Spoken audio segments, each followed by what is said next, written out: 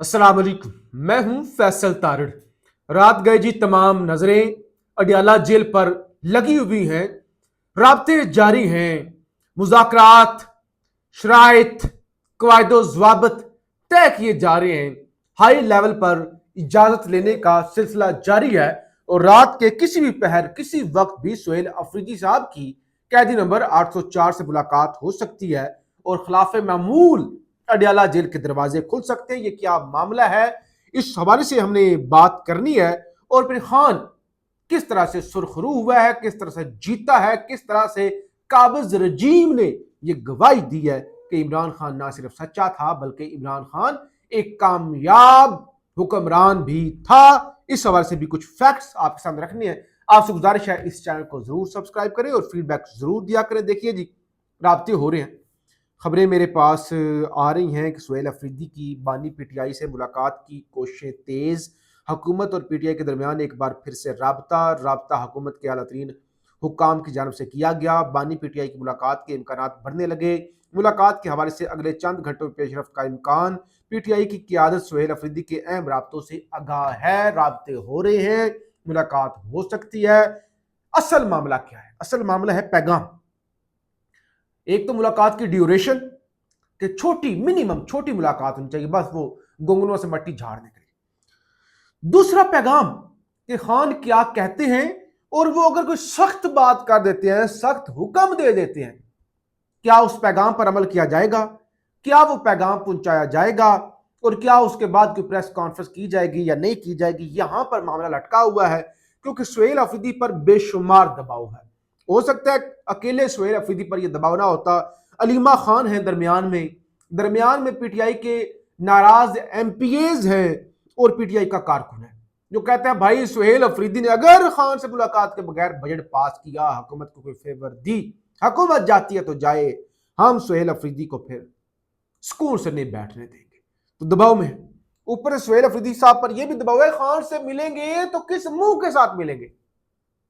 कोशिश तो हुई कोई, ठीक है, कहानियां सुना ले, थोड़ा बहुत तो खान भी आगाह होगा ना भाई। ना भी आगाह हो, खान को यह तो पता होगा मेरी रिहाई के लिए कुछ भी नहीं हो रहा, क्योंकि अगर कुछ हो रहा होता तो अडियाला के दरवाजे, अडियाला की कुंडियां जो है वो खटक रही होती। तो खान को पता होगा बिल्कुल खामोशी है बाहर, इसीलिए अंदर भी बिल्कुल खान भी कह देता तन्हाई में, कोई इलाज नहीं, कोई आंख का मामला, कोई बीवी का मामला, जाहिर जुन की आंख का मसला है, वो भी अपनी जगह पर जूं का तू है। बहरहाल अब कोशिशें तेज हो चुकी हैं कि किसी तरह से भी मुलाकात जो है वो करवाई जाए और फिर जो है बजट इजलास का, वरना आज बैरिस्टर गोहर तक ने कह दिया कि बानी पीटीआई से मुलाकात ना करवाई गई तो बजट इजलास का बाइकआउट किया जाएगा और सुहेल अफरीदी साहब भी कल से फिर इस्लामाबाद आकर पार्लियामेंट के बाहर बैठ जाएंगे, तब तक नहीं उठेंगे जब तक खान से मुलाकात नहीं करवाई जाती। तो कोशिश की जा रही है कि उससे पहले ही आज रात इम्कानात है कि मुलाकात करवा दी जाए। अच्छा, अब आगे बात करते हैं, जो अहम तरीन चीज है कि खान कैसे जीता है। खान कैसे जीता है?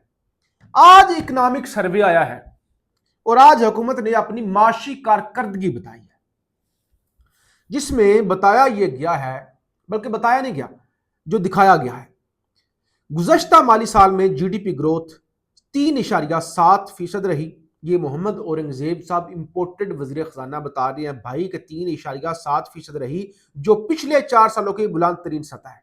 बता रहे हैं कि ये वाला जो साल था ना, डबल टैक्स हमने इकट्ठा किया लेवी लगा के, और माशी ग्रोथ भी पिछले 4 सालों की बुलंद तरीन सतह पर थी। कितनी थी? 3.7।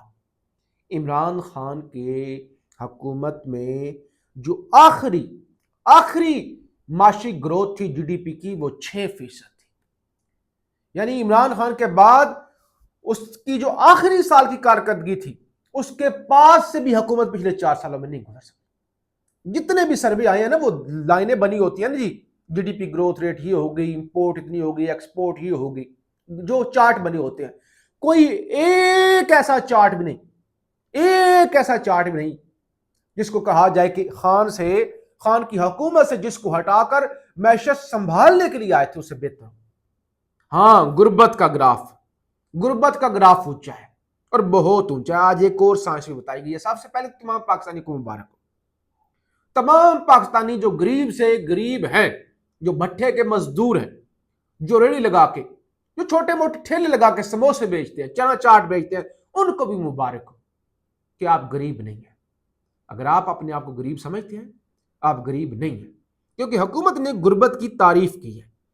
क्या तारीफ है कि पाकिस्तान के अंदर जो 8,500 रुपया कमाता है तो वो गरीब नहीं है। यानी 8,500 रुपए से जो कम लोग कमाते हैं वो गरीबों की कैटेगरी में आते हैं। अब आप लोग देख लें, जो गरीब से गरीब भीख मांगने वाला बंदा भी मुझे देख रहा है, वो 20 से ज्यादा कमाता होगा, लिहाजा आप गरीब नहीं है। और फिर गरीब कितने हैं पाकिस्तान में? इकोनॉमिक सर्वे ऑफ पाकिस्तान 2026 के मुताबिक 7 करोड़ 28 लाख शहरी सतह गुर्बत से नीचे जिंदगी गुजार रहे हैं। यानी इसका मतलब ये है कि ये 7 करोड़ 28 लाख पाकिस्तानी फिर 8,500 रुपया भी नहीं कमा रहे, उससे भी कम तर है, उससे भी नीचे है। वैसे दिहाड़ीदार मजदूर भी पाकिस्तान के अंदर 1,000 रुपया भी दिहाड़ी हो तो 20-25 हजार रुपया कमा लेता है।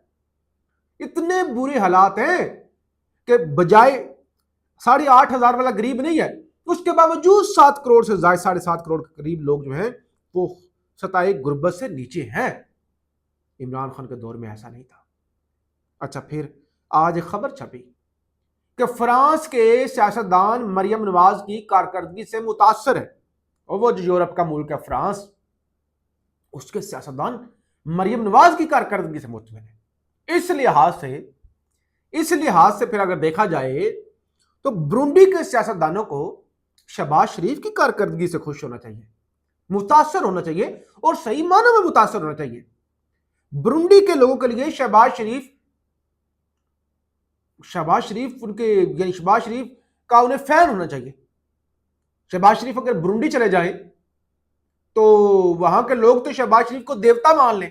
कैसे? क्योंकि ब्रुंडी के अंदर जो एवरेज माहाना सैलरी है ना, तनख्वाह है, वह सिर्फ $19, यानी पाकिस्तान का 5,300।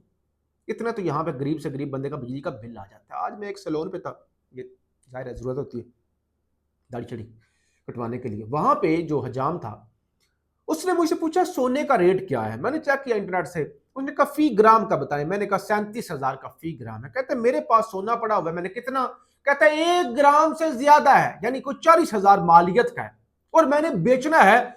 कितने का बिक रहा है? 26,000 का। मैंने कहा क्या जरूरत है इतना कम, इतना से भी कम, 1 ग्राम से थोड़ा सा ज्यादा। कहते बिजली का बिल अदा करना है, 12,000 रुपया घर का किराया देना है, 5,000 रुपया बिजली का बिल अदा करना है। तो पाकिस्तान में जो गरीब से गरीब बंदे हजाम के घर का बिल आता है पंखा चला के, इतने बुरुंडी के लोगों की तनख्वाह है।